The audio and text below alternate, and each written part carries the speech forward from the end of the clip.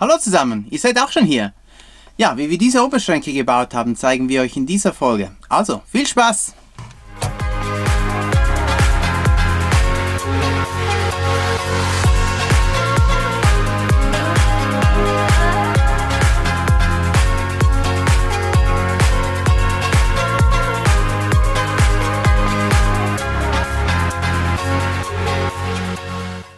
Wir möchten die Oberschränke im ähnlichen Stil haben wie unsere Küche. Dafür haben wir uns als allererstes solche Schablonen erstellt aus Karton.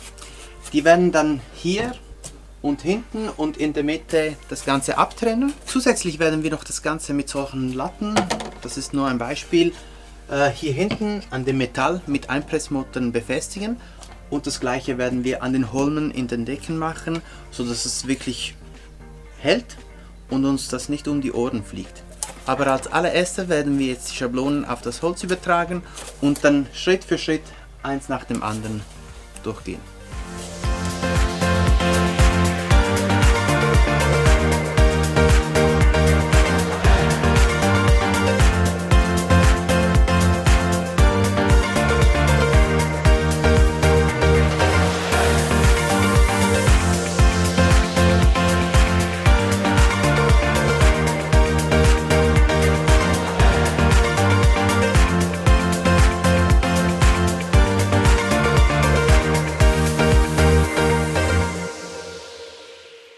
Wir sind jetzt so weit, dass wir die ersten Wände geschnitten haben.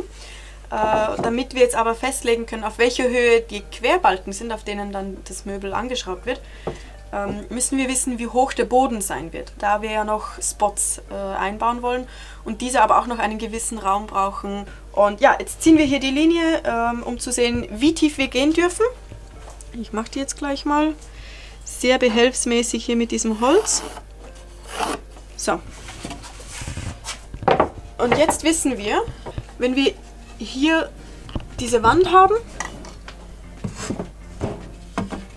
dann dürfen wir mit dem Befestigungsbalken höchstens bis zu dieser Linie runter.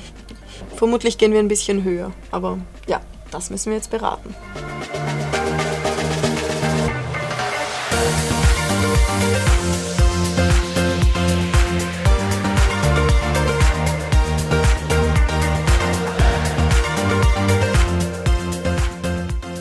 Die Grundkonstruktion haben wir soweit mal fertig gemacht. Wir haben noch ein paar Kleinigkeiten, die wir verbessern müssen zurzeit.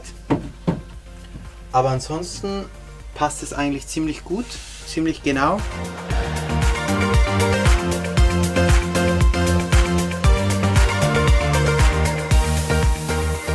Wie ihr seht, wird es langsam spät, die Sonne geht langsam unter. Wir sind nicht fertig geworden, aber wir haben ein Stück geschafft. Also man sieht zumindest schon ein bisschen konkreter die Idee. Wir haben die zwei Außenwände, hier den einen Balken, wo wir das befestigen werden. Und hier, das hier unten, das sind die, ja, wir nennen die Gärtchen. Das bestimmt die Höhe für den doppelten Boden. Ich zeige das mal kurz mit dem Karton hier. Also hier unten ist der untere Boden. Da drin sind dann auch die Spotlampen eingelassen. Dann kommt eben dieses Gärtchen hier.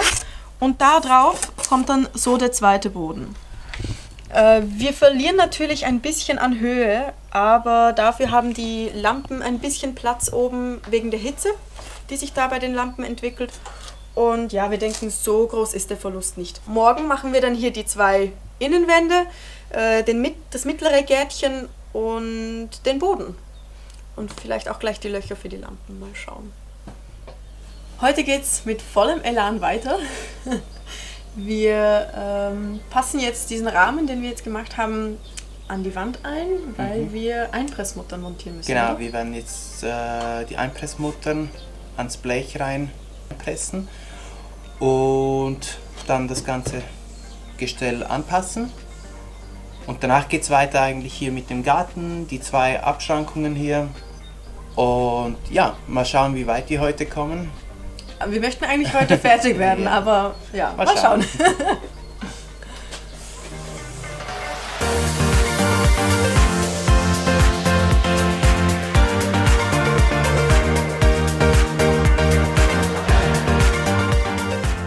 Es ist uns jetzt klar geworden, dass wir einen Denkfehler gemacht haben, weil wenn wir hier die Einpressmuttern einpressen möchten, brauchen wir viel größeres Loch. Naja, wir werden jetzt halt die Wand nochmals wegnehmen und die Einpressmuttern einpressen, danach die Verkleidung nochmals montieren. Naja, so geht's halt.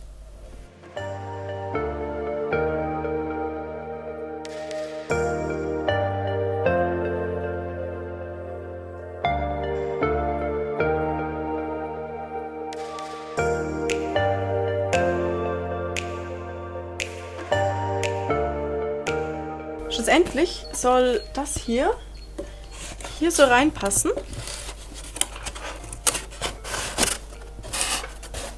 Und so hier die Zwischenwand machen. Damit wir das hier reinkriegen, müssen wir wahrscheinlich diese Latte nochmal rausschrauben. Aber ja, so die Idee.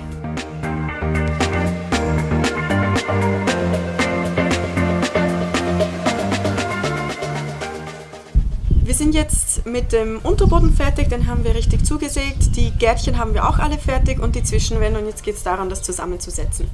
Ein kleines Detail dazu noch. Wir haben die Gärtchen alle 3 mm versetzt angebracht. Dadurch können wir den unteren Boden hineinversetzen und wir haben von unten schön bündig eine Fläche. Ja, dadurch hoffen wir, dass hier der Boden ein bisschen schöner ausschaut, weil auch den sieht man ja.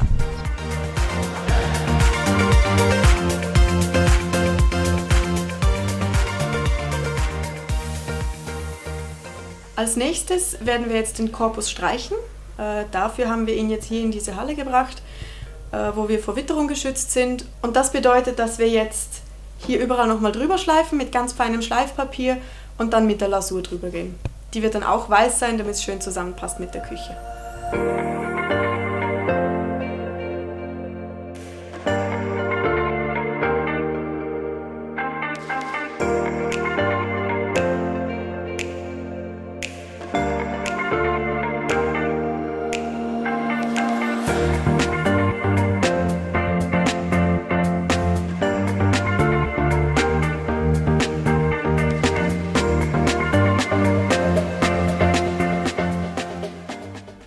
Das ist jetzt soweit der fertige Korpus. Er ist gestrichen, lasiert und wartet eigentlich nur noch auf die Türen. Die Bretter für die Türen, die müssen noch trocknen. Da ist jetzt die erste Schicht der Lasur drauf. Morgen kommt dann die zweite Schicht. Und die werden dann hier an diese Leiste hier angeschraubt mit so alten Vintage-Scharnieren. Das seht ihr dann, wenn es fertig ist. In der Zwischenzeit haben wir auch die Scharniere bekommen, die wir bestellt haben. Und somit können wir heute weitermachen und entsprechend die Latten anpassen, montieren und hoffentlich werden wir fertig heute.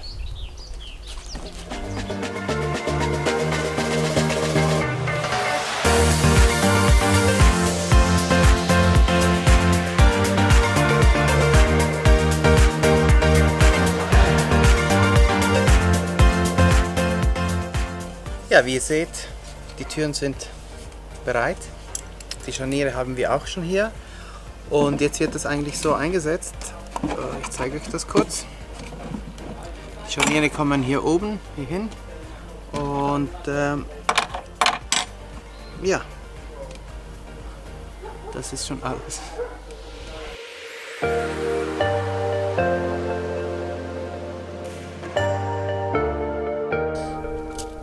So, ich habe jetzt hier gerade die letzte Markierung noch gemacht für die Griffe. Die Scharniere und alles ist ja schon fertig. Das heißt, wir können wirklich hier nur noch diese Griffe anmachen. Wir machen das ja mit Leder und hier schwarz lackierten Schrauben. Also das kommt dann hier so etwa ran. So, hier kommen die schwarzen Schrauben ran und dann wird das unser Griff sein, um hier die Türen auf und zu machen.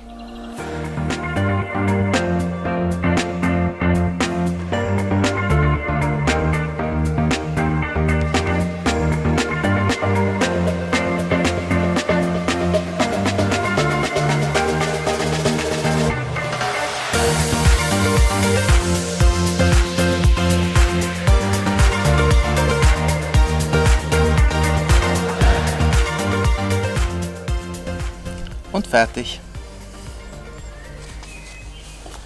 In der Zwischenzeit haben wir auch die anderen 2 Türen noch fertig gebaut und auch schon angeschraubt. Also man sieht, wir haben hier schwarze Scharniere verwendet und wir haben auch die Ledergriffe an die Barn Doors rangemacht. Und so wird das jetzt schön mit dem Design der Küche zusammenpassen. Wir verlinken euch hier oben auch noch den Bau der Küche bzw. das Video, wo man genauere Details sieht zu diesen Türen und auch zu den Ledergriffen.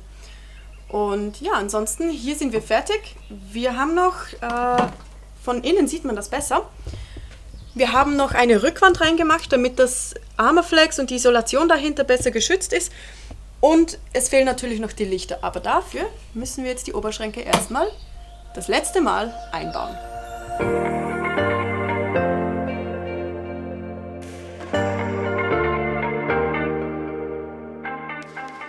Und ob wir richtig eingesteckt haben, sehen wir, wenn ein Licht angeht.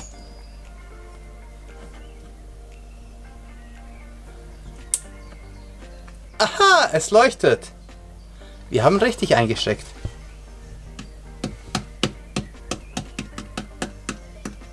Doch nicht. Wie ihr vorhin gesehen habt, hatten wir gestern noch ein technisches Problem mit dem Licht. Irgendwie hatten wir was Falsches angeschlossen und es ging ziemlich lange, bis wir den Fehler gefunden hatten. Naja, wir konnten das Problem lösen und seht jetzt, wie es aussieht. Und sie sind dimmbar. Ja, mega cool, dass wir das gelöst haben. Und damit sind wir eigentlich auch schon fertig mit den Oberschränken. Also wir können die jetzt auch in Betrieb nehmen. Das Einzige, da brauchen wir auch eure Hilfe. Das haben wir selber noch nicht lösen können.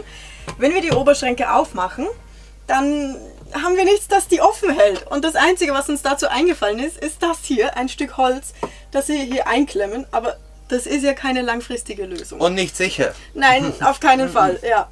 Also brauchen wir unbedingt eure Hilfe. Und eure Ideen, die ihr unten in die Kommentare schreibt und uns bitte, bitte helft, das zu lösen. Ja, damit sind wir aber jetzt wirklich fertig. Wir hoffen, euch gefallen die Oberschränke auch. Und uns gefallen sie auf jeden Fall. Uns gefallen sie auf jeden Fall, sind richtig schön gekommen. Und ja, wenn das so ist, dann lasst uns doch bitte ein Like da. Würden uns sehr freuen, auch wenn ihr uns abonniert, falls ihr das noch nicht getan habt. Und damit verabschieden wir uns und sehen uns in 2 Wochen wieder. Genau. Bis dann. Tschüss.